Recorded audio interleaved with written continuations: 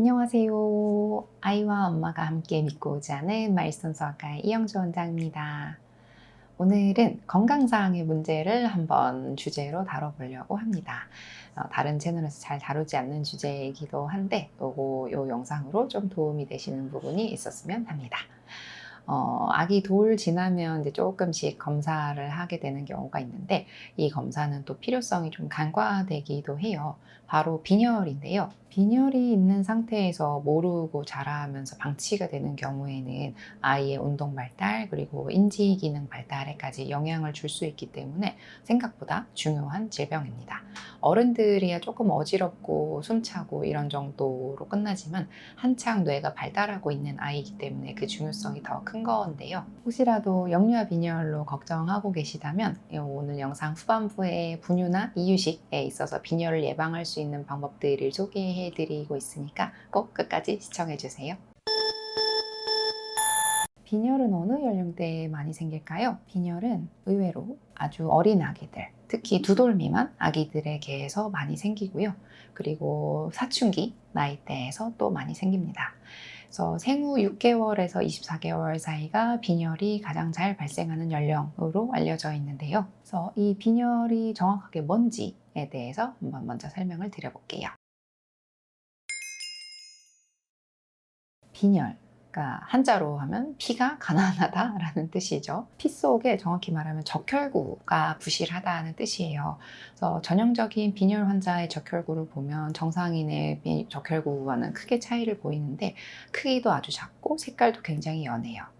적혈구가 그럼 무슨 일을 하냐라고 하면 적혈구는 알고 계시는 분들도 많으시겠지만 산소를 운반하는 일을 하죠. 그러면 적혈구 안에서도 특히 산소를 담아두는 저장 용기가 되어주는 게 바로 철분입니다. 철분은 적혈구를 만드는 데 필요한 굳이 비유하자면 건물의 철근이라고 보시면 되는데 철근이 부족하면 이제 공사가 부실해지고 건물이 붕괴 위험이 있죠.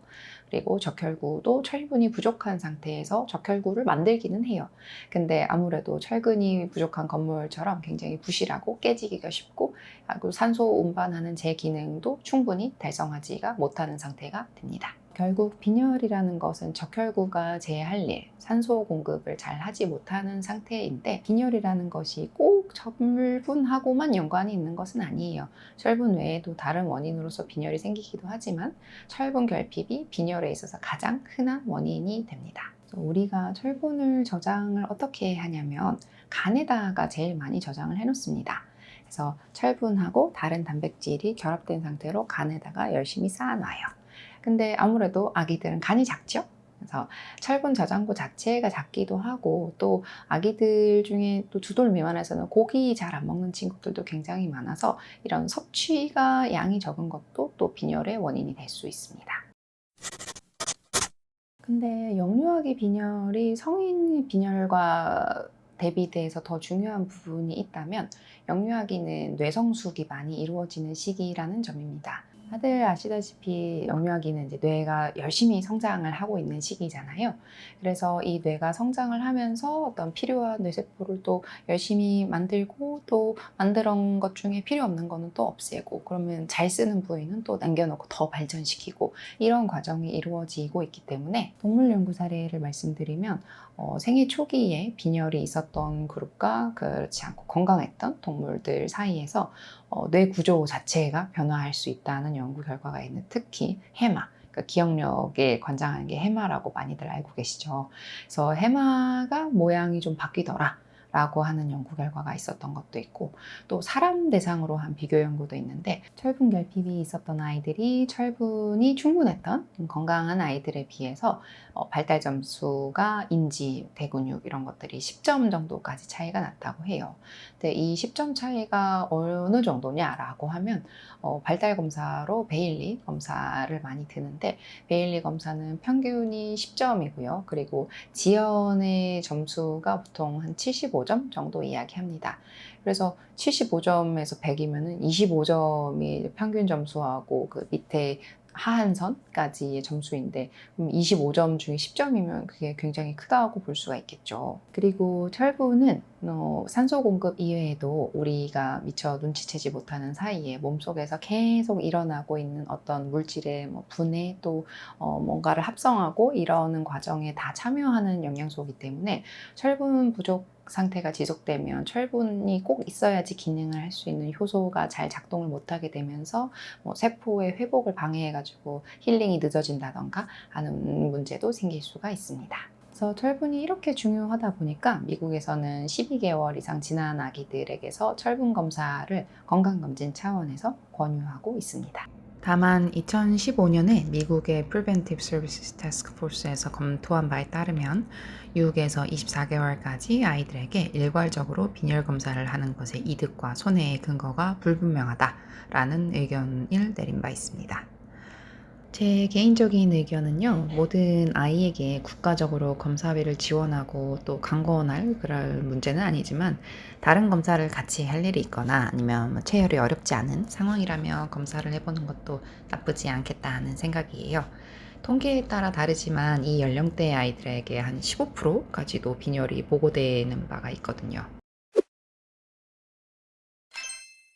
자, 여기까지 들으시면 헉 하실 수도 있을 것 같은데 다행히 오래되지 않은 경미한 빈혈은 철분을 공급해주고 충분한 상태로 만들어주면 이전의 점수가 회복되는 것을 보여주었다고 하는데 근데 안타깝게도 이런 철분 결핍이 정도가 심하고 또 기간이 오래되었던 아이들의 경우에는 인지 점수가 올라가는 것이 완전히 정상 범주로 회복되지 못한 경우도 더 비중이 높았다고 합니다. 아까 동물 실험에서 말씀드렸듯이 뇌 구조까지 심한 경우에는 영향을 줄 수 있으니까 이렇게 일정 선을 넘어버리면 다시 돌아오기 힘든 상태가 되기 때문이라고 생각이 돼요. 물론 빈혈 검사를 체열을 해야 되거든요. 그래서 이게 돌쟁이를 체열한다는 게 정말 저도 권하는 입장에서 쉽지는 않은데 근데 우리 애기 머리 좋아지라고 수십만 원짜리 교구 사주는 것보다 훨씬 더 장기적으로 영향을 미칠 수 있는 부분이기 때문에 꼭 한 번씩은 검사를 해보시면 좋겠다라고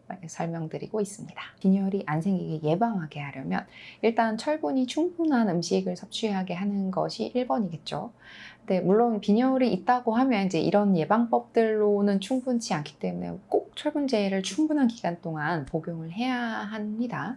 근데 여기서 말씀드리는 점은 이제 아직 안 생긴 아기들에 대한 예방 그리고 철분제를 복용하면서 부가적으로 또 식이에서 좀 도움이 되는 그런 부분들이니까 참고해 주시면 좋겠습니다. 미국 CDC와 소아과학회에서는 6개월, 그러니까 이유식 시작하는 나이부터는 철분 강화 제품을 먹이는 것이 좋다라고 권고하고 있어요.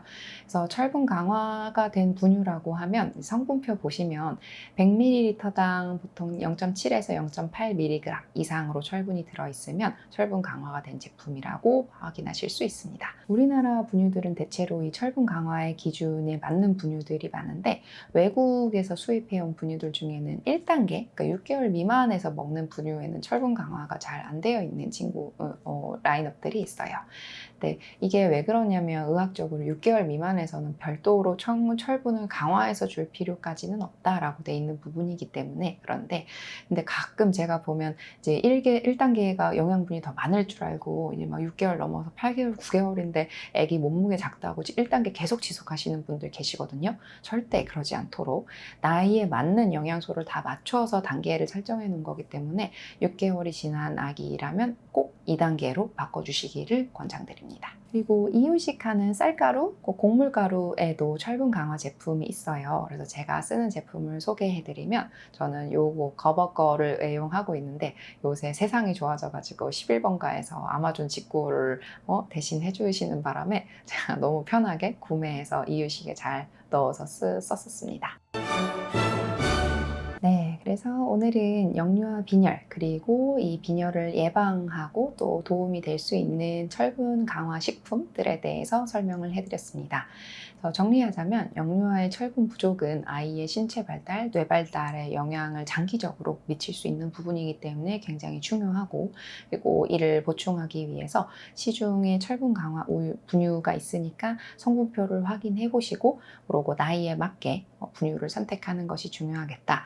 그리고 이 이유식에 있어서도 철분 강화, 쌀가루나 또 시리얼 등이 외국 제품들에 좋은 게 많으니까 이런 점들을 참고하셔서 또 건강한 육아가 되시기를 바랍니다.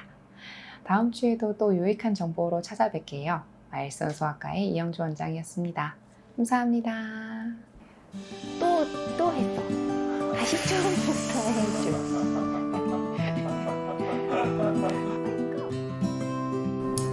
어릴